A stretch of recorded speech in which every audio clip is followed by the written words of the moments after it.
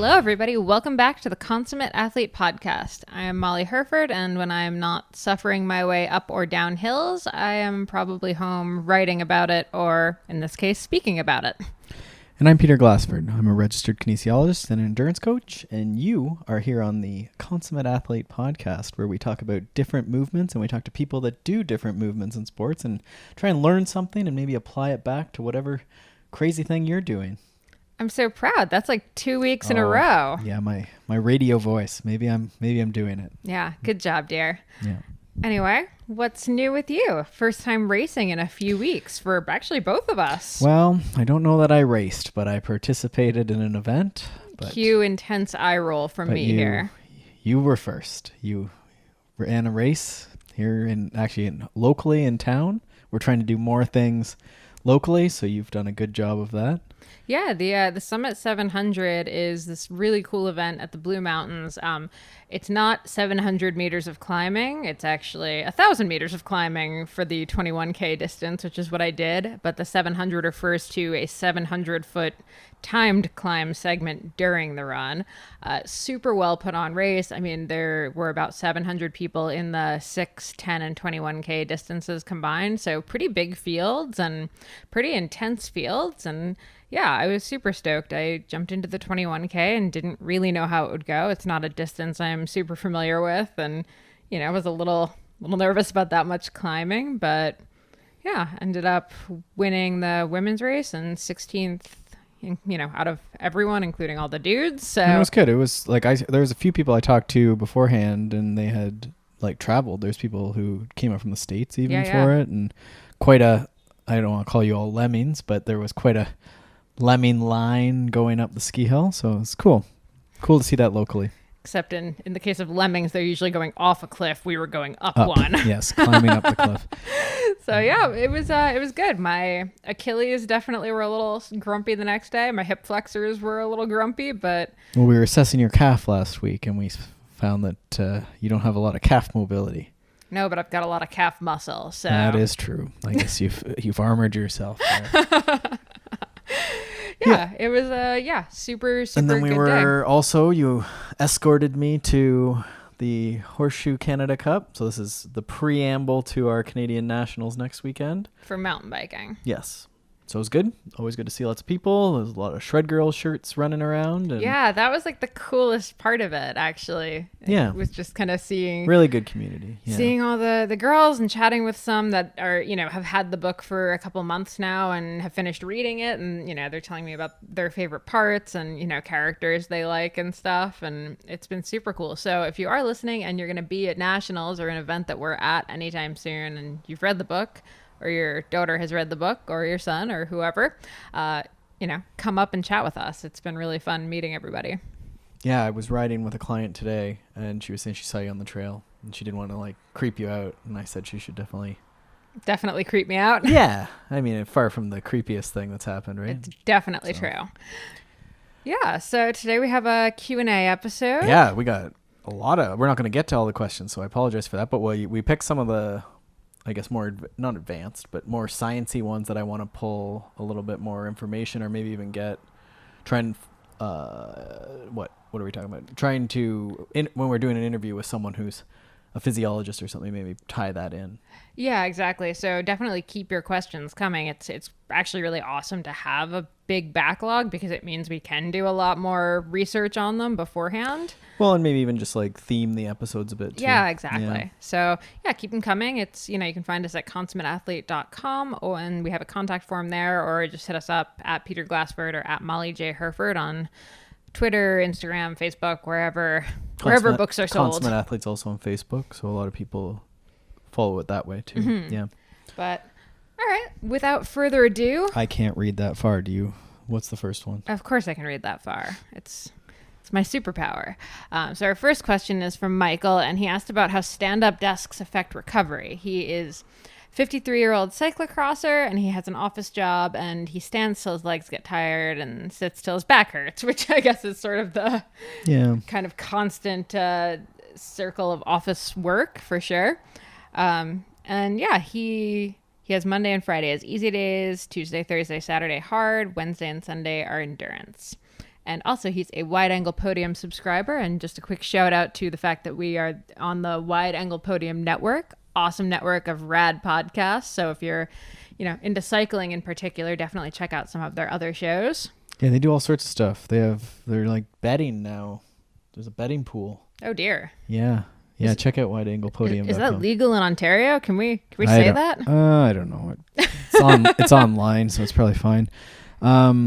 Yeah, check that out. There's you can donate there to any of the shows, all of the shows. And then, like I said, they do a lot of different stuff. And then there's CX Hairs does a lot of coverage.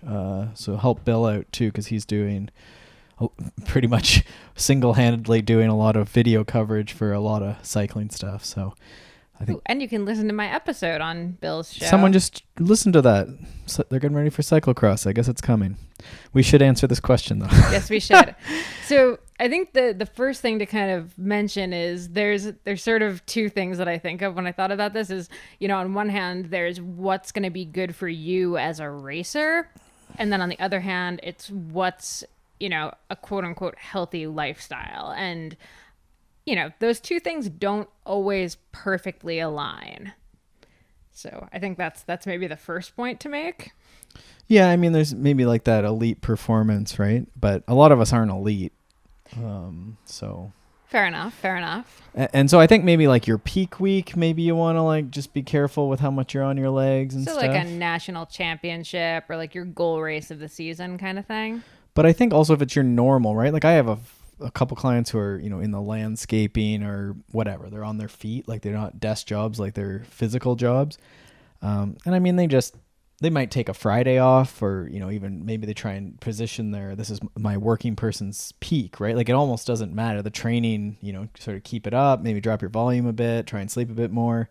But a lot of it is just trying to drop some of that lifestyle stress. So I think it's good you're thinking about the standing desk, but it sounds like you have a great routine and that's just your normal. So it sounds like you've adapted to that, right? Yeah. I mean, the only thing I'm kind of curious about is legs get tired. Yeah, for sure. That's going to happen when you're standing. But I think if your back hurts when you're sitting in your chair, it might be time to look at the, setup of your desk and your desk chair. There might be a way to make the chair a little bit more. I'm of two minds. I'm of two minds with that. Cause like sometimes if you get sore, like that's why like sitting on the floor is nice because you will get uncomfortable and you'll be shifting around. So I'm almost of two minds. Like maybe if you do get sore, then maybe it's okay, and you like will shift and maybe put one foot up on the chair for a bit, and then maybe you could do a lunge on the floor for a while, and then maybe you can stand, but then you could stand and put one foot up on like a bar or like a box or something. Actually, you've been a big fan of that. Like a lot of standing desks, I feel like don't have that. But I mean, the reason that bars have that, the literal pipe or bar at the bottom of it that's about like mid calf height, say, is because it's the most comfortable to stand with your foot for up a long on that. time. Yeah. So a lot of standing desks I don't think come with that. So just throwing a little shoebox or something under there that you can prop your foot up on. Because that's really what you're looking for is the variety, right? And I think that's almost an aside to the like, should I be standing all day before my big race of the year? And I think I would almost be looking more like, can I take a vacation day and like live like a cyclocross professional and like go pre-ride the course and then lay in the hotel bed watching Netflix for all of Friday so that on Saturday morning, you're super ready to go. Mm-hmm. And my experience, like we walk a lot. I was actually thinking we haven't been walking as much recently. I attribute that to my poor performance on the weekend, actually. Yeah. It's been pretty hectic here, to be totally honest. Well, and I've been running more, but that's again aside. But the key, we walk a lot and that's our normal. So maybe analogous to your standing desk, but then I would just not walk a ton the day or two ahead of like a big cross-country mountain bike race.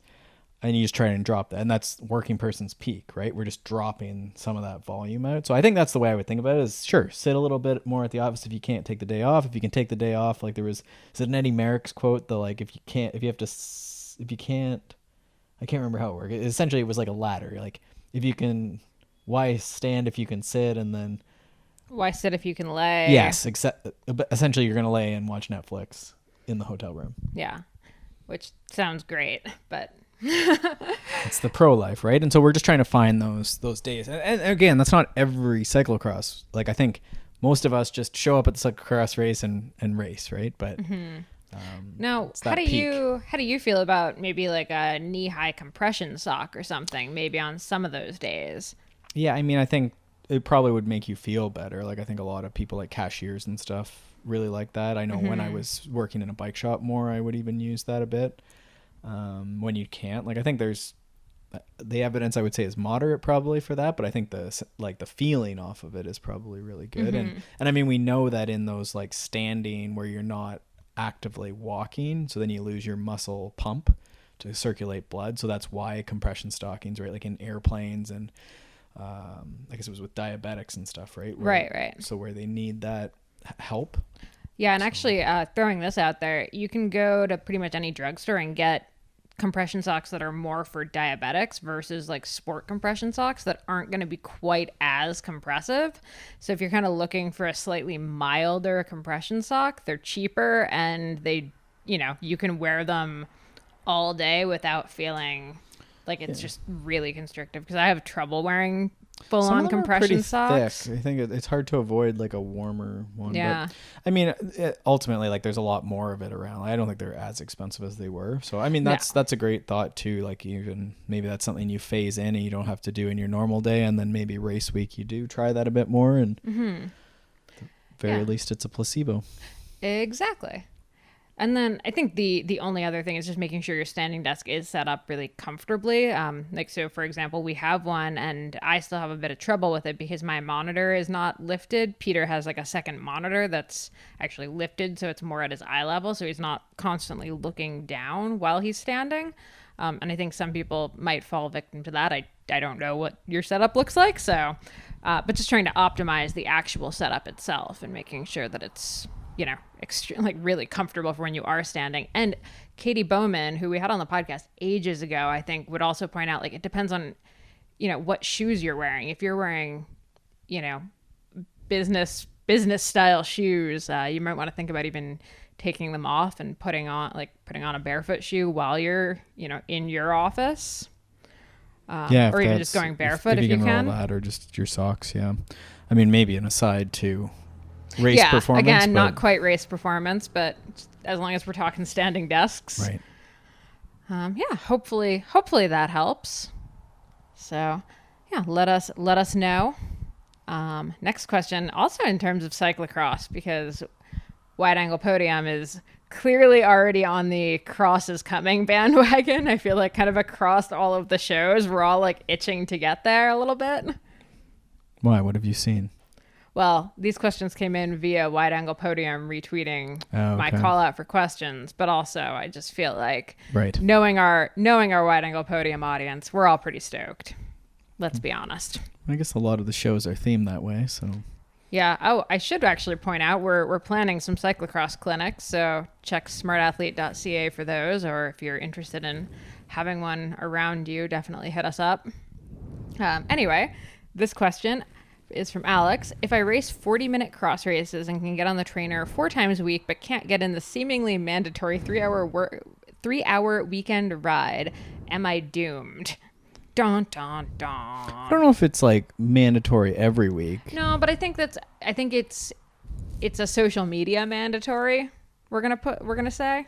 I don't know. I feel like that stuff gets overlooked. Like, I'm happy that they're asking about this, but I feel like everyone's on this like high intensity, like you don't got to do anything. I would say on my social media, I see the opposite. I see like, if you didn't ride 100 miles, did you even ride? Yeah, but that's not a 3-hour ride.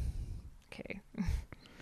Yeah, like I don't know. I think that either way, we can't do it. Volume is nice. It's definitely like, we know that it should help most people, especially when you're not already at the limits of volume, right? And again, maybe not in race week, but it is helpful. So I think the first thing I always push people on a bit is, some weeks, could you get that chance to go and get, especially during the summer or the like cyclocross base season, like if you can find the odd one, even if you have to shift, like a Steven Seiler idea is that like some people would be even better some weeks or some phases of the year. If you can ride 4 times, you might be better riding even 3 times and trying to shift that and say to your family or whatever, I'm going to be there an extra night of the week, but this night of the week, I'm going to be gone for 3 hours. Right. And sometimes that's actually better that you're actually around an extra night. And that might just be for a month of the year even, right? So sometimes I push people on that. I think, for the nice thing about cyclocross is it's only 40 minutes, right? So you can train fairly specifically. That right? Is the nice thing, yes. You thought too, like, I guess the trainer thing is what you were thinking. Maybe if you can get outside to the park or the backyard and do some skills just to increase that specificity. Yeah, to me, the 3-hour ride is nowhere near as important as a skills practice once a week. So, I mean, whether that's actually going to a skills practice or, I would set up barriers in my backyard, and I didn't have a big backyard. We're not talking like, oh, I have tons of land and I'm like creating this awesome cyclocross course. No, I had like, a 30-foot by 40-foot backyard, and I had cross barriers set up in it that I made with PVC, and I'd go out and I'd practice my remounts and my dismounts, and I'd set up one little corner and, work on my cornering and all that stuff. And you don't need a lot, no. In the Ryan Leach course I did last year for dismounts and mounts for cyclocross, that was a big part of that sort of the setup process, was to get sort of a, say, 400 meter or what is that, a quarter of a mile type loop that's very dense in obstacles or corners or, just things. So it's actually fairly hectic. So you're like cornering and then dismounting and then running up and then dismounting or whatever, right? And for practice, right, like that, if you take 40 minutes and you get, like, think about how many you could get in a quarter mile. Yeah, a lot of reps. Yeah, because I think that's a good point, that like if you're talking about cyclocross especially, or any off-road discipline, there is that skill component, right? And the people that are just butter smooth, on a barrier and in corners, you can get away with not a ton of fitness. You can it's sort of like even crit racing, right? Where there's the people who have just done it for years and they know where to be and when to expend the fitness they have, the energy they have. So I think definitely if I could get you outside, and I think that could start anytime, right? Like cross is coming. Yeah, exactly. We'll be the first to say it. Yeah. You heard it here first, folks. The other thing would just be making sure your cross bike is the one that's on the trainer. I know a lot of the time you end up with a road bike on the trainer, but making sure that you at least spend some time on your cyclocross bike. I guess especially if you weren't outside, or at least the road bike setup similar, maybe. Yeah, exactly. Because I think you're playing that specificity game, right? Yeah. And then Peter, I want you to talk about maybe a couple of trainer workouts that would be particularly good for cyclocross. But the other thing I wanted to add is, okay, so you're racing cyclocross. Typically we race Saturday and Sunday with cyclocross. That's, pretty par for the course. Most races are both days. It's maybe an unpopular opinion to say this, but could you race on Saturday and do a long ride on Sunday for part of the season or every other weekend? Yeah. If you have the time to do full weekends of cyclocross racing, you could probably do really well to sacrifice a couple of the races for a couple longer days on the Sunday. Probably not do your long day on the Saturday and then try to race Sunday, but... Yeah, no, I wish. I push for that pretty heavy, for sure. That Saturday race, Sunday endurance, and then sort of cruise through the week, midweek intensity, and then do it again.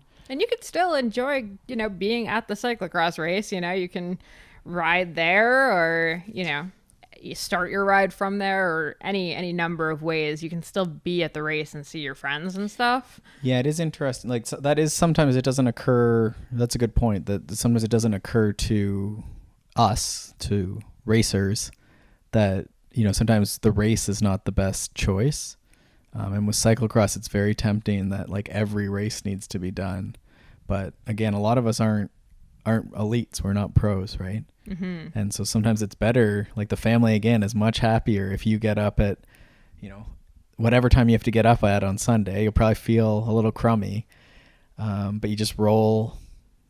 If you could roll 3 hours the day after that race and then recover through the week, it's not a bad little setup. So if you had, say, an hour on the trainer and you knew you were going to be racing cyclocross, what kind of workout would you aim for? I mean, it depends a little bit on the person, but again, when you don't have a lot of time, you're sort of stuck a little bit with that sweet spot type stuff. But I think you could do, maybe you're doing, if we're going to call this sort of like cyclocross base or late base right now, then maybe do a bit of that sort of tempo sweet spot there, and you could mix it up with some cadence or maybe the odd like sprint type thing, like periodically you're sort of maybe simulating, hills or some attacks and stuff that you're going to have to do off-road when you're doing cyclocross. And then I think as we get more into August, and you can certainly go into more of like those, I guess cyclocrossy sort of micro burst workouts, your 30-30s or 15-15s. And I really like those to become outside workouts where we can start doing some running and stuff with those, because you can do like 30-30-30-30. So you're like pedaling really hard for 30 seconds, sort of coasting easy for 30 seconds, and then running for, say, around 30 seconds, like a run up or something, and then coasting for 30 seconds and then doing it again. So it's a lot going on, but you're on and off your bike and pedaling really fast, and you're sort of alternating, right? That sounds terrible. Yeah, it is. Yeah. Okay. And I mean, if you can set up a course for it, it's pretty fun workout. You don't have to think a lot, right? You sort of time out the segments before you get going, and then you just sort of ride the course, right? Mm-hmm. You sort of coast through these corners and you hit it when you get to this part of the course, and you get to relax when you're at the top of the hill. And yeah, it's pretty fun. And it's again, if we're talking about specific, it's a pretty specific workout. So I like those ones. But again, on the trainer, you could do just 30-30s or 15-15s, or mix those in with a bit of threshold or sweet spot, right? So you could do 10 minutes of 30-30s, so 30 seconds hard, 30 seconds easy for 10 minutes, and then maybe do a steady sort of sweet spot threshold interval, and then do another 10 minutes 30-30, and then 10 minutes of sort of sweet spot threshold. So you're not doomed. I think you're in the same boat as a lot of people, honestly. Yeah. But honestly, especially as the fall, as the weather gets crappier and crappier, I'd say, 2/3 of the people who race cross are on the trainer most of the week and not outside training. Yeah, or like one sort of practice of some type, and then some trainer workouts for sure. Mm-hmm. Especially depending on where you are, like the weather just goes so poor, right? Yeah, exactly. And then you start losing daylight too. So for the 9 to 5 person, you're in tough situation there, right? And I mean, indoors is nice because it is efficient, right? So a lot of times, if you only have 45 minutes to an hour on a trainer, you might accomplish similar, mm-hmm. right? And we can debate like the value of that half an hour warm up, cool down, and that volume for sure. But I think you're okay. And I think if you're good at racing cyclocross from a tactical and technical standpoint, if you have the fitness and the snap to, do well on the first lap, I think a lot is in your favor because you've gotten sort of that head start. So yeah. Awesome. All right. Good luck. So next question is from Joe. He's vegetarian and trying to eat quote unquote good. He's looking for any suggestions, pointers, things to steer clear of, and he's willing to cut back on cookies and beers. First of all, I admire your resolve and willingness to cut back on the cookies and beers. That's often where I fall quite flat in my healthy eating for sure. So I really like this question because when I was writing Fuel Your Ride, my cycling nutrition book a couple of years ago, my intro started with me describing my life as a former vegan. And it talked about, one of the meals that I was eating when I was in my early 20s that I, at the time, called totally healthy because I was vegan. And it was vegan chicken wings, a vegan milkshake, vegan fries, and vegan buffalo dipping sauce. ×2. Like I ate 2 servings of all of these things. I really like food, as it turns out.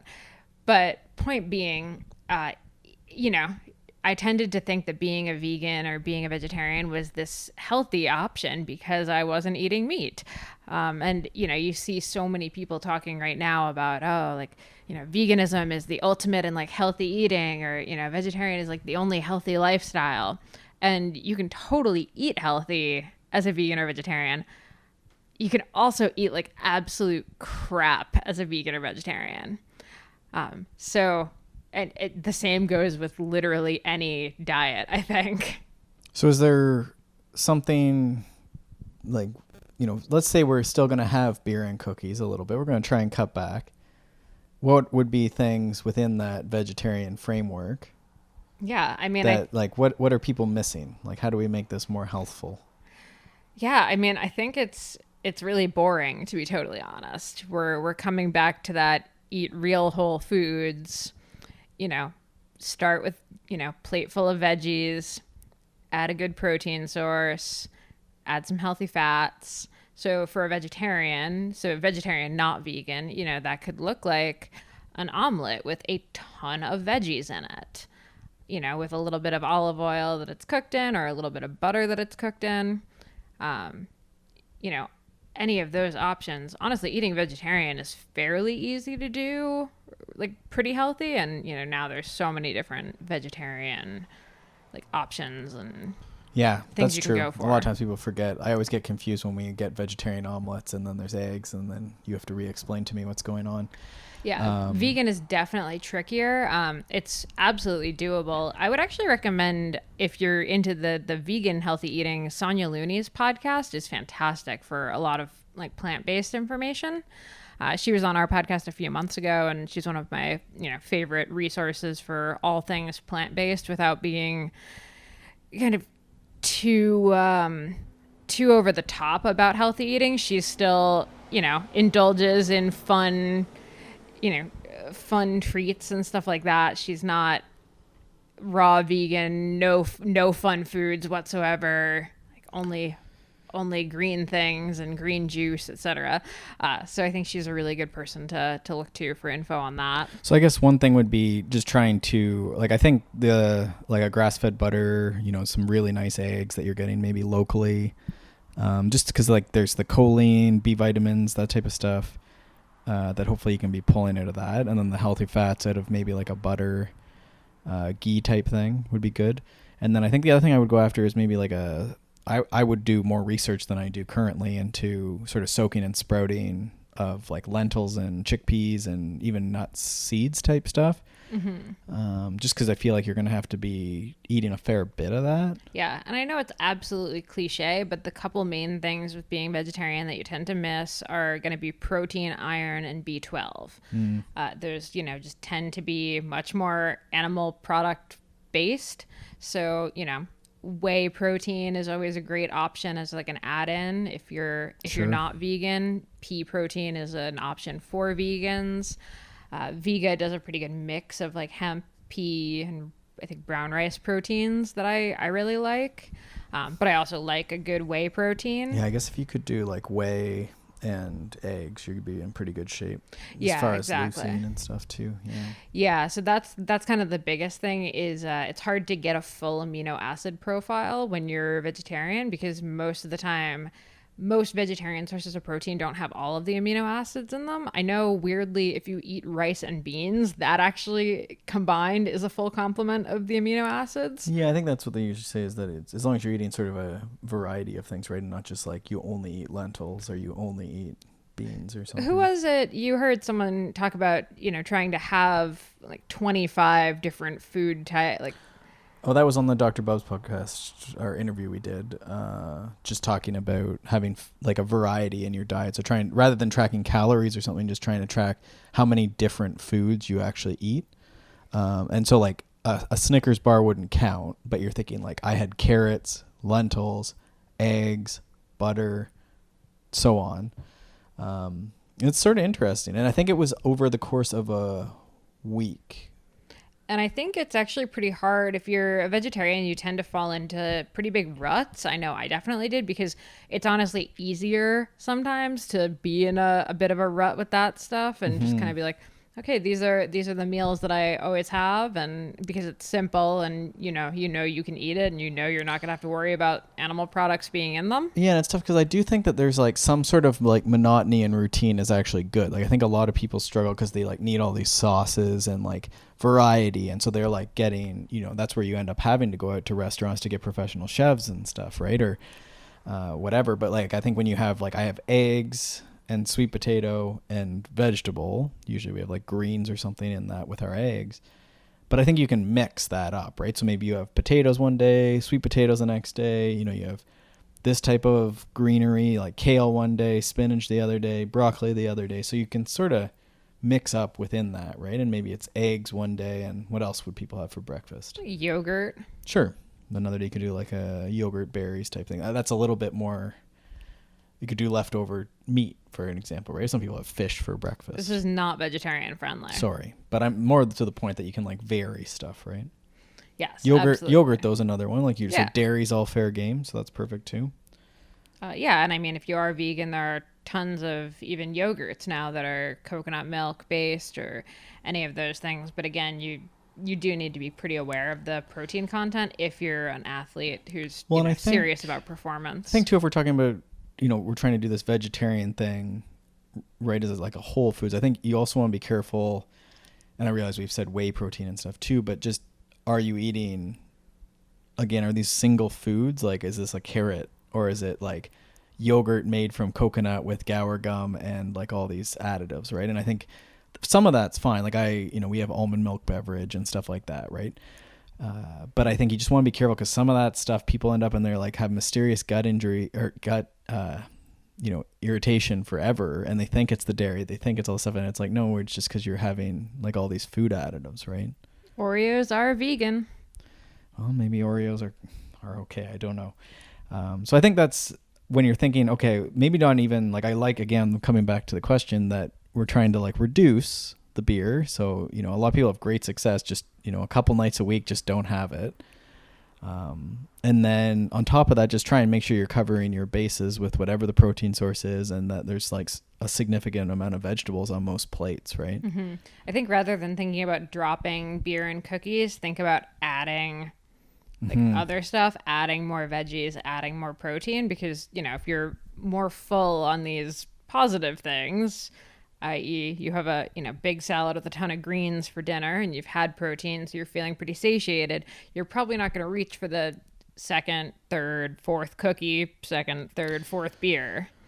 Yeah, that's what there's two things. I guess when clients, when they start, I usually give them, it's a precision nutrition based thing, but it's sort of a checklist, and it's just, when you eat, is it a meal? And the meal must have like a protein source, a vegetable source, a carbohydrate source, and a fat source. And they have a pretty simple way of measuring that, using sort of like your palm, your thumb type idea, but just checking, right? So like, obviously cookie and a beer, we maybe have a carbohydrate source there, right? Like it's pretty iffy as far as vegetable, not fat, a meal, protein, right? So now, could you have, sit down, it's, patio season, could you have a beer with like a salad, maybe, what are we having for protein here? Like some lentil chickpea mix here. And then what are we missing? Throwing some quinoa in there to get some carbs. Well, the lentils might even cover that, I guess, too, right? It's true, yeah. Maybe you have like a lentil, or a black bean burger. I had a vegetarian black bean burger the other day that was actually really, really good. Mm-hmm. So something like that, right? So anyhow, you're picturing that plate, and is there a meal there? And there might be a beer as part of that meal, but at least, that's good. And the second piece I had with that is, when you have a meal like that, there's the theory, at least I think it makes a lot of good sense, that when you have significant amount of protein, especially, but we'll call it nutrients, that then your body isn't ravenous to keep eating, because it has the nutrients it needs. So not even just strictly calories, but like you've gotten enough vitamins, minerals, so on, that then you don't need to continue to try and eat cookies, because you've got significant amount of nutrition in it. And I think that makes a lot of sense. Apologies for saying cookies and beer so many times, because I feel like now everyone listening is like, kind of want a cookie and a beer. That's fine. Just put a salad on top of that. Salad cookies. Yeah. Dip your lentils in the beer. Yeah. All right. Next question here. Hannah asked, how do you manage to stay focused on training when first starting a full-time job? So, Peter, I know you've had a couple clients who've, gone through this in the last couple of years. And well, career transitions. We have university students starting university, and then I've had them all the way through, and then they're starting real life. Mm-hmm. Yeah, it's tough. Yeah, having worked a few 9-to-5s and, quite a few bartending, and, I was, student athlete while working and all of this stuff. A ton of it just comes down to, thinking about, okay, how does my racing line up with what I have the ability to do? And at some point there's a little component of sacrifice. Like there's I'm going to blank on who said it, but there's that statement of like, you can really only do a couple things well. So you can either, be a great social butterfly friend, I think partner that or it was whatever. like family, work, or sport or something. Yeah, family, right? work, sport. So you can be Pick that. two. Yeah, exactly. So you can be that great person who's like the best friend who's there for like every, happy hour and, always around to hang out and tons of time for family. Or you can crush it at your job, be the one that's you can count on to do all the extra work and everything, which when you're first starting a job is probably the position you're in. Or you can be, a great athlete who nails all their training, nails their nutrition, nails their sleep, has all of that stuff going for them. But it's pretty hard to have all three of those things all at once. Yes. Yeah. And I think the way I think about it is periodization, right? Mm-hmm. So that's the way my brain works. That's what my day involves mostly is planning stuff, right? And that's all periodization is planning. And so I think if you know you're starting work, hopefully you've had some sort of warning that this is coming down the pipe in the case of like a university student finishing university or someone going back after pregnancy is another common one.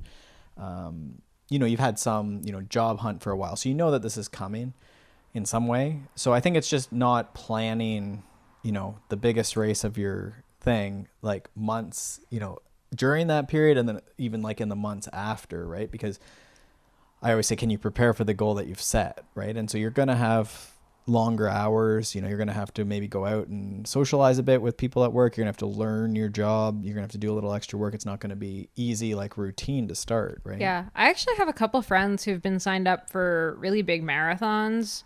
Who've actually then, life happened and they got a new job or something came up like that. And they've actually deferred to the next year because that wasn't realistic for them. And, they stayed motivated by signing up for some smaller races and focusing on that stuff. But they looked at what was available for training time once they were back at work or, once they had a baby or any of those things and just realized like, okay, this is just no longer a realistic goal for me this year. And that's fine. Like that's absolutely fine. Yeah. And I don't think it's that you have to stop necessarily. I mean, sometimes you just have to hustle and, you're 100% in on work and, there's a client was trying to refer one of their friends to me.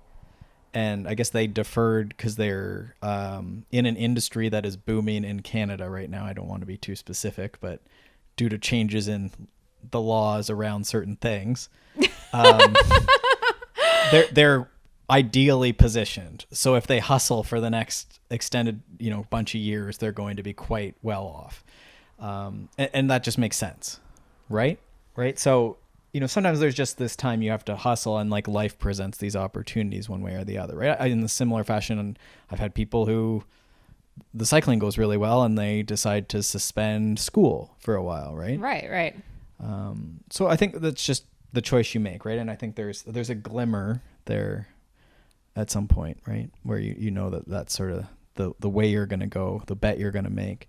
But you can absolutely, like, even if you're, pretty hectic at work and even if, you're focused on home stuff or any of that, you can still maintain athleticism. It's not, It's not to say that anything is going to drop off. You have tons of clients who only have like 4 or 5 hours a week. Well, our to previous train.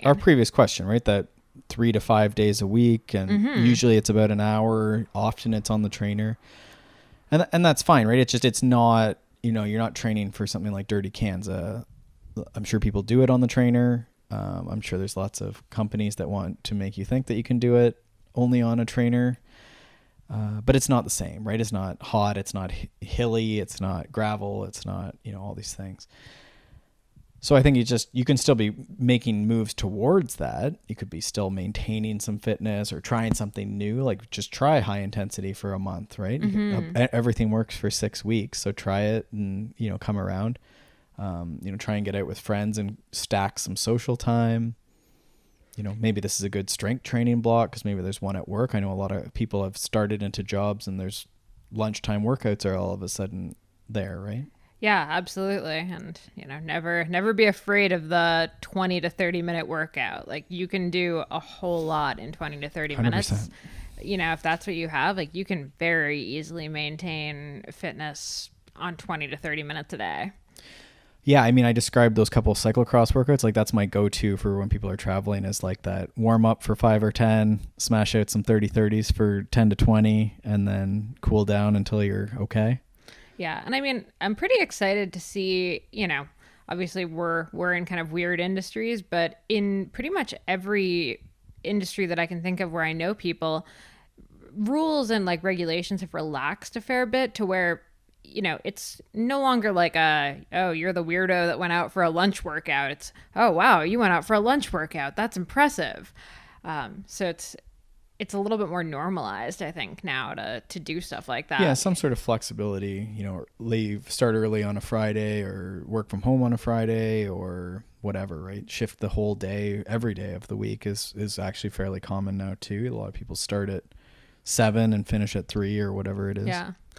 And it's hard to say it, coming from someone else, it sounds really annoying, but honestly, don't panic. Like, this too shall pass, I guess. Like, at some point, you're not going to be new to the job anymore. You're going to have a little bit more flexibility. Your life is going to become yours again. So this is, just kind of periodization of life, like Peter said in the beginning. So yeah, it doesn't take a lot to maintain too. Like if we do a couple of these trainer workouts or get it on the weekend, maybe you can still get out for a longer ride on the weekend and then 1 or 2 during the week, whatever the 1 or 2 are. You'd be surprised. Like it's not the same. Like you're not taking it. You just haven't sat on a couch, right? Like, so, I mean, if you can do a little bit of maintenance like that with whatever your sport is, I think you're in pretty good shape. And like I say, I almost treat it as similar. I have a bunch of clients, or not a bunch. It sounds horrible, but it's the season for now. We're starting to get injuries, right? So a couple collarbones have happened. And sometimes it's like an opportunity, right, to try something different, whether that's, some strength training or, really specific trainer workouts like we've been talking about. No one does that, or rarely do we do that in most cases in the summer, right? Usually people are outside doing big adventures and stuff. But then all of a sudden you're on the trainer being super specific, right? And it's maybe something you wouldn't have done. Yeah, and then it's funny how much these questions relate to each other, just kind of randomly. But the first question we had about the standing desk, how can you optimize your work environment? So can you make your work environment specifically, a little more healthy? Can you have a lacrosse ball that you occasionally sit on to massage your glutes while you're lunch stretch while you're working? I mean, if not a workout, could you just start walking, a bit more to and from work, or just like lunch break is just like an hour walk? Like I say, I think that's for my fitness for racing. I think, if not health, I guess, which is maybe the base, but I think walking is like just amazing. So that might be even just the thing, like that's with the energy and time you have, you do that. Maybe you can do some calls on that too. But And this kind of leads very neatly into the next question from Jess, which is just any tips on getting into a consistent routine and sticking with it? So similar to, what we were talking about last or 2 weeks ago with the morning core routine when I shared that one. So yeah, my big thing is I am an obsessive checklist person. I use an app called Todoist, but you can do something similar in GCal. I have, a few things that are on my to-do list every day that just recur. So every time I check them off, they just move to the next day. Morning core is one of them. Logging my training is the other. There's a bunch of them I've cycled through over the years, and eventually they become pretty routine. Like taking my HRV, I used to have to actually check that off on a checklist every day to remember to do it.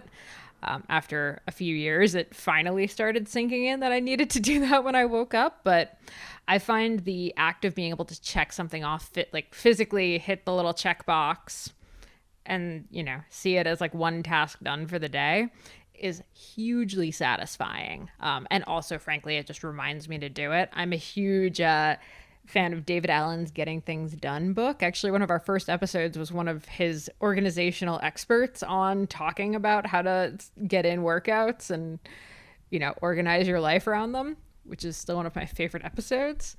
But yeah, for me, just the constant list making and having it always there, so it's not just in my brain occasionally popping up as like, oh right, you should meditate today, or oh yeah, maybe you should do that morning core.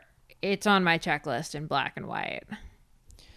Yeah, I'm trying to think of other ways that clients have sort of adopted. Is this specific to core, or is this just any routine of working out? Like healthy routines? I think a lot of it, you gotta, like, I think Molly's checklists, if you're a checklist person, that makes sense. Or like scheduling it is something that I try and encourage people to do. Especially if you're, more in the executive side of things, maybe your calendar, like maybe is shared, maybe with like an assistant or something too.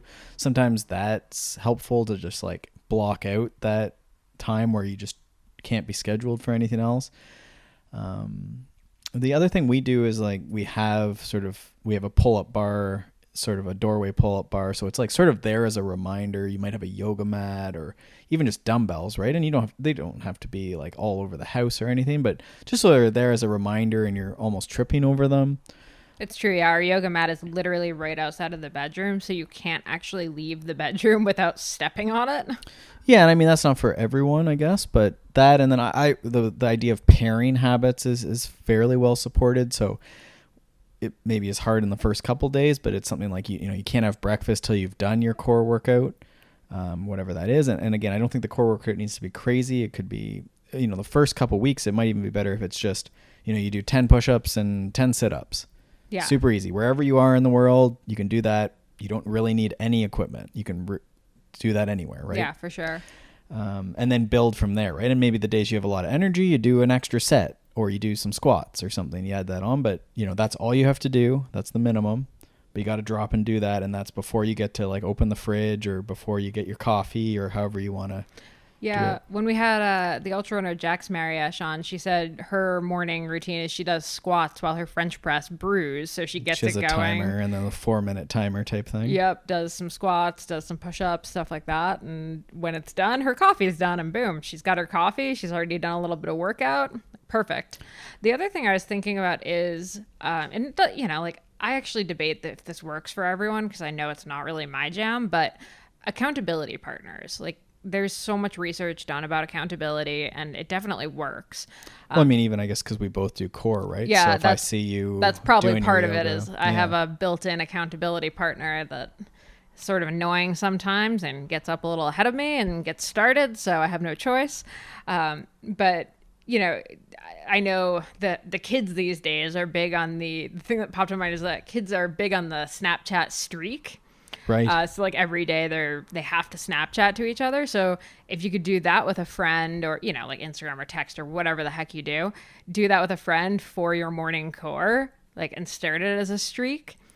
Sure. Like, I think that would actually be a really awesome, super cool thing to do, honestly. And I think with just one person, like, I think I'm more on board with that versus like an actual social media campaign. Yeah, no, I like the one person. I'm a fan of this idea, and it also goes with that Jerry Seinfeld's like red check marks in his calendar, like starting that streak of doing things. Oh, when he was writing jokes or something. Yeah, so he wrote one joke a day, and if he didn't, he couldn't put a red X through his calendar, and you don't want to break the chain once you're a few in. So it's really getting past that first few days once you start getting those check marks ticked off.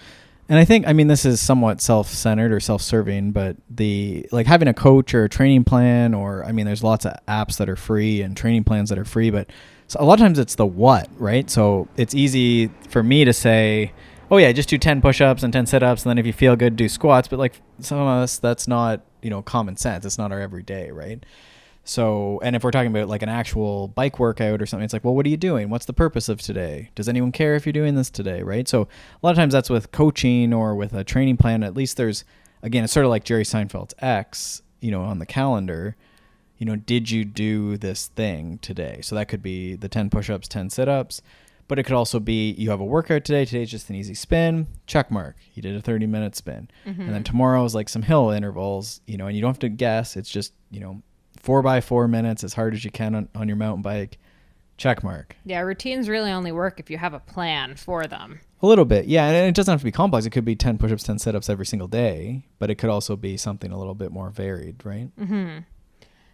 Awesome. So hopefully that helps. Let us know if any of those tips start working. I'm particularly excited if the accountability idea ends up working. So hit me up if that does.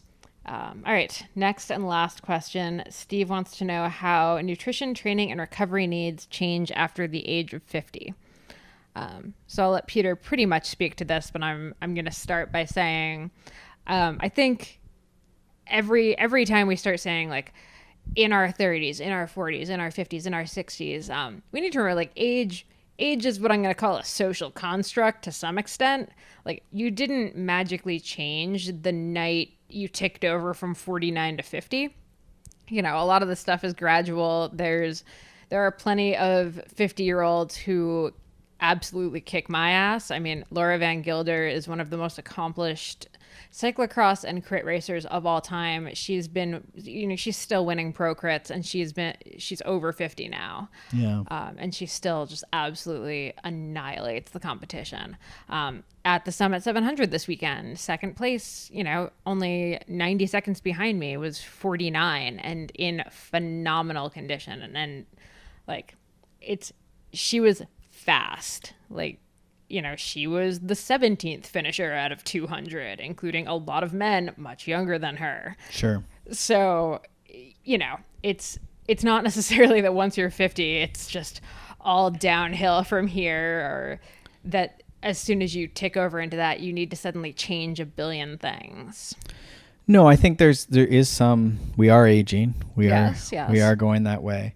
Maybe you are, Peter. But there is that sort of like maintaining the body, right? Like, and sticking with it. Like, I think the problem with a lot of the models we have for aging is that a lot of us get more responsibility and have office life, and then have whatever kids we have, you know, just different things, right? We're slowing down. It's getting, you know, you're getting more comfortable. You don't have to hustle around all day doing stuff, right?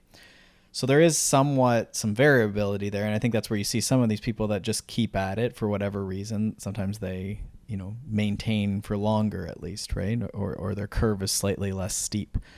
But there is some inevitability there, right? And there is some difference as you get older. And I would say even at 35 now, I've felt certainly difference from when I was 18 and could just slug out workouts all the time, right? Recover the next day. It's just slower. And I would say also along with that is just, again, responsibility and working more and everything else. So with that preamble, I think 2 resources. Joe Frill's Fast After 50 is a book, very good. And it has intervals and workouts and plans, but then also gives you a bit of the science. And Joe's now, I think, into his 70s and still rides and stuff as well.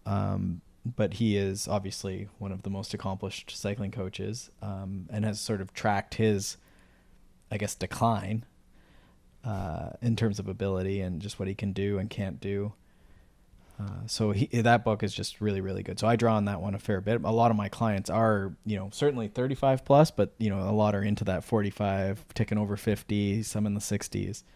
So just, I think it's important to have that perspective. And I think if I try and highlight key things in it, strength training, we're trying to preserve muscle mass. So not necessarily directly for cycling, but trying to preserve muscle mass, because we know that that's going to help with body composition, and we know that that's going to help with things like power, and then also just activities of daily living, right? Being able to walk around, generate, you know, have more energy.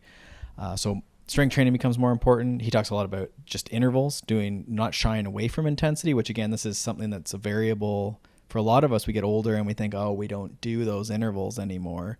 But he makes the case that actually we probably should be, because that's what we need to try and keep maintaining, is that VO2 max, that sort of top end. And that, in fact, our endurance probably is more than good enough, right? So he makes a case for that. And still that, not that you can't do long rides, but just that you shouldn't shy away, right? Mm-hmm. And I think that's, again, when we talk about things that, like, is that actually aging, or is that just that we've all decided that once you're 30 or 40 or 50, you just don't do intervals anymore? You don't breathe hard anymore. He makes the case for more recovery, which I think is no brainer, but he describes it, and I'm always like, it almost confuses me more, but he describes like the week is randomly 7 days. And so he makes a case for like an 8 or 9 day week, which I find makes it more complicated, which I think is more me just being dumb. But his case is for more recovery days between hard workouts, basically. Mm-hmm. So when I was 18, 3 hard workouts in a week in 7 days. Maybe now it takes 10 days, right? So maybe that's what we're thinking. So we're thinking 2 hard workouts, maybe even 1 hard workout a week, and more recovery. Right. I'm trying to think if there's any other big takeaways from that book. The book is amazing, so I would recommend that. And then I think the other resource is really Phil Maffetone, The MAF Method. And it's going to confuse you because it talks much less about intensity. But it is really good as far as a nutritional standpoint. Veggies feels a little on the low carb side of things, but I don't think irrational with it. And he talks a lot just about sort of healthy living, not doing stuff to excess. And he's had great success with athletes of all types and abilities. So I think maybe dabbling in that as well might give you some ideas. Yeah, I think the only other thing I'm thinking is just, as we get older, we do need to just be more specific about what we do, maybe. So, if you're not sure about nutrition, or, you're a little worried about something like, osteoporosis, or, what your vitamin D levels look like or anything, it's fairly easy to get blood work done these days and just kind of check in on that stuff a little bit more frequently. So, check in on that, keep an eye on your sleep and your sleep quality. Actually maybe start tracking stuff like that, track your HRV if you haven't before, just start getting some more metrics so you have a better picture of how things are actually going. The situation's probably not nearly as dire as you might think it is.